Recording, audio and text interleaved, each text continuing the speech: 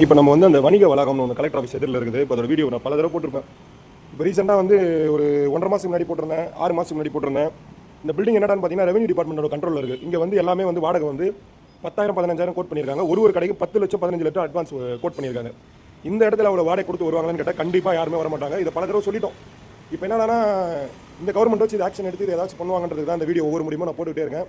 நிறைய பேர் சொல்லுவாங்க இன்னும் 1 மாதம் ஆச்சு, 1.5 மாதம் ஆச்சு, 1.5 மாதம் ஆயிடுச்சு, இன்னும் ஒரு அடுத்த மாதம் போடுறேன், அடுத்த மாதம் போடுறேன்.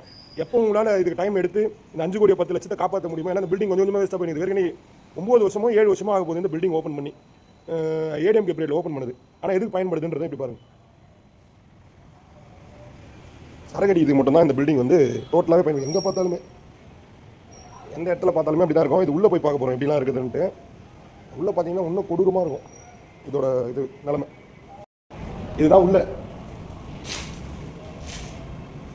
போர்டில் இருக்கிற எல்லாத்தையுமே திருடின்னு போயிட்டாங்க.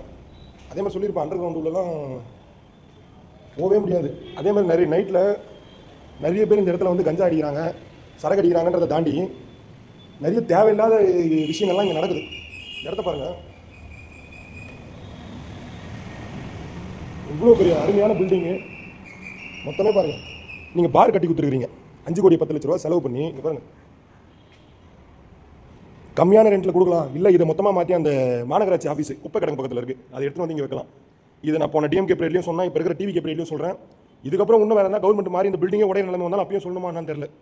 தயவு செய்து இது கொஞ்சம் ஆக்ஷன் எடுத்து கொடுங்க. ஏன்னா இது என் வார்டு பக்கத்திலே இருக்குது. இது என் வார்டு பக்கத்திலே இருக்கிறதுனால ஒவ்வொரு முறையும் நான் இந்த வீடியோவாகவே எடுத்து போட்டுக்கிட்டு இருக்கேன். இது பாருங்கள், மொத்தமே இவ்வளோ பணமும் ஒரு இடத்துல வேஸ்ட் ஆகணுமான்ற அளவுக்கு இருக்குது. பார்க்கலாம், அட்லீஸ்ட் நீங்களும் ஏதாச்சும் ட்ரை பண்ணி ஆக்ஷன் எடுத்து கொடுத்தீங்கன்னா நல்லாயிருக்கும்.